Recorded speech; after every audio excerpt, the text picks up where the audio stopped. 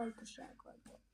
আমি গল্প প্রথমে সবাইকে জানাচ্ছি আমার আদাব ও নমস্কার। আমি এখন গল্প শুরু করছি। গল্পের নাম হলো জলপরি ও কাঠুরিয়া। এক বনে এক ছিল কাঠুরিয়া। সে প্রতিদিন বনে কাঠ কাটতে যেত। প্রতিদিনের মতো সে একদিন কাঠ কাটতে গেল। হঠাৎ করে তার কুড়ালটা পিছলে নদীতে পড়ে গেল। তখন সে ভয়ে কাঁদতে লাগলো, কারণ সেই নদীতে ভয় ছিল কুমিরের ভয়। অন্যদিকে সে কুমিরের ভয়ের কারণে নদীতে নামতেও পারবে না, তাই সে সেখানে কান্না করতে লাগলো। তখন এক জলপরি উঠে বলল, তুমি কাঁদছো কেন, আমাকে বলো। তখন কাঠুরিয়া জলপরীকে দেখে হঠাৎ অবাক হয়ে গেল। জলপরিয়া বলল, আমি তোমার কিছু করবো না, তোমার কি হয়েছে আমাকে বলো।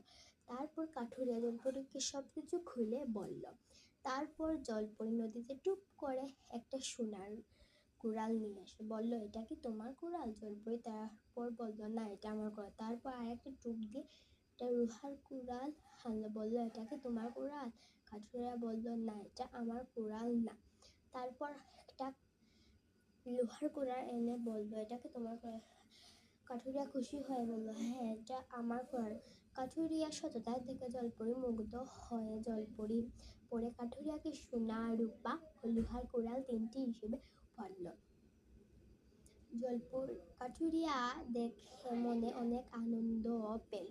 সেই দিন এই ঘটনার একটা লোভী কাঠুরিয়া শোনার পর সে মনে লোভ জন্মালো। সে একদিন ইচ্ছে করে নদীর ধারে কুড়াল ফেলে দিল। তারপর অভিনয় করে কাঁদতে শুরু করলো। তখন জলপরী আসলো, এসে বলল, তোমার কি হয়েছে?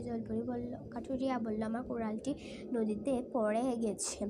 তারপর জলপরী নদীতে চুপ করে দিয়ে একটা সোনার কুড়াল এনে দিল। বলল, এটা কি তোমার কুড়াল?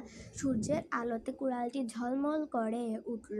তখন সে সাথে সাথে লোভী কাঠুরিয়া বলল, হ্যাঁ, এটা আমার কুড়াল। তারপর জলপরী চুপ করে ডুবে গেল আর আসলো না। সুতরাং আমরা এই গল্প থেকে বুঝতে পারি যে বেশি লোভ করা ভালো নয়। তাই আমরা সবাই অবশ্যই লোভ করব না। কথায় আছে না, লোভে পাপ, পাপে মৃত্যু।